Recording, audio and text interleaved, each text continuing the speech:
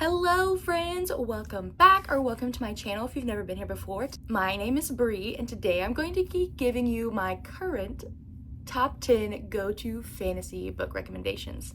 Let's get into it. Okay, obviously if you know anything about me, if you've been on this channel for a while, if you follow me on Bookstagram or Book Talk, you know that I am SJM's #1 fan. So I wouldn't have a go-to fantasy recommendations list if I didn't put Throne of Glass on there. So this is my #1 go-to. This is my Acrylic special edition.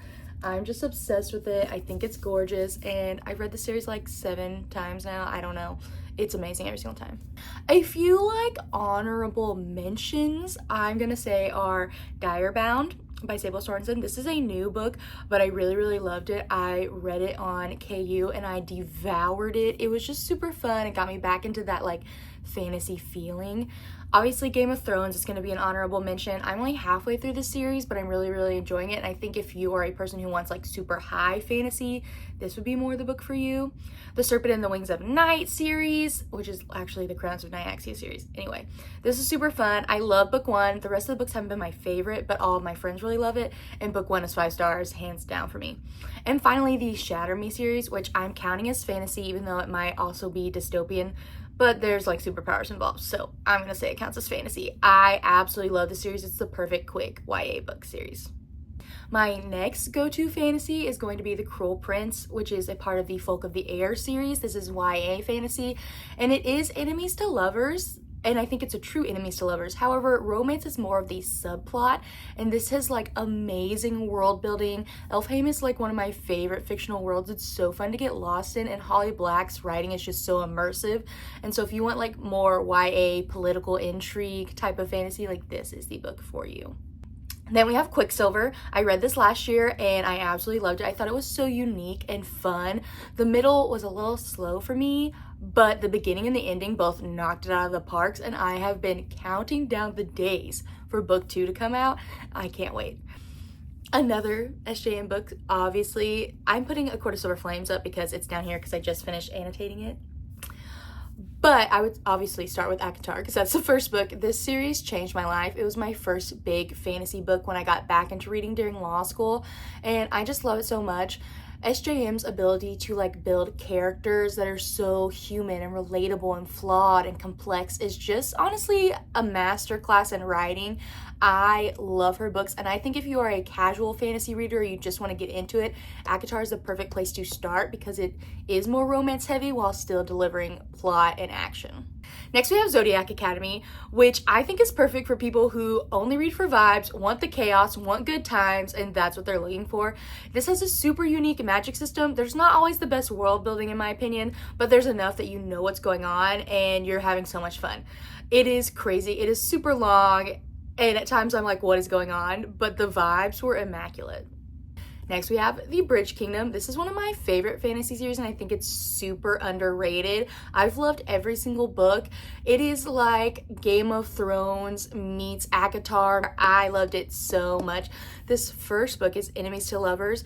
She is being forced to marry him, and he thinks that it's out of a marriage contract, but really she's trying to kill him. The next one is Defy the Night, which I have a physical copy of, but it's upstairs yet again, and I'm not going upstairs to get it just for this video. Sorry. This series is super underrated. I think Bridget Kimmerer did a fantastic job with the series. Every single book is 5 stars. It's kind of like Robin Hood-esque, and it's YA fantasy, but it reads more adult in my opinion, and it's a super fun time. I ate it up, to be honest. Next is One Dark Window, which again, I have the physical copy. I should be better prepared for these videos, guys, but this is where we're at.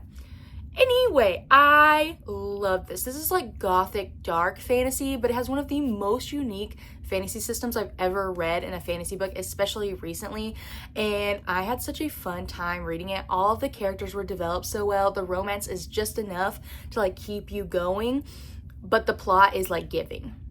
Next, we have Shield of Spare. Oh, wait, hold on. Next, we have Shield of Sparrows, which is again a new fantasy book. It just came out this year. However, it was so good. Devney Perry is one of my favorite contemporary romance authors, so I was a little nervous when she decided to like dip her toe into romance-y. She killed it. The world building in here is amazing. The monsters she created, the characters she developed, everything about it worked for me. It was a little slow in the middle, but I enjoyed the slow. It wasn't like tedious for me personally because I loved seeing the world and the monsters that she created from her mind. The cliffhanger, unmatched. I cannot wait for the next book. And my final go-to fantasy recommendation is Spark of the Everflame. Yet again, I have a physical copy of this. It's just upstairs. I love this book. DM is one of the most frustrating female main characters I've ever read in a fantasy book, but I still love her. She makes the dumbest choices, okay? Girl is out here being dumb 94% of the day, but I love her and I will protect her at all costs. For me to fall in love with a man named Luther, you know that the book has to be good, and Luther Corbois is like that man. One of my favorite MMCs of all time.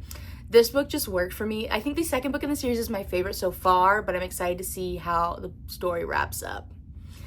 And those are my top 10 go-to fantasy book recommendations. Let me know if you've read any of these, what you think, what your go-to recommendation is.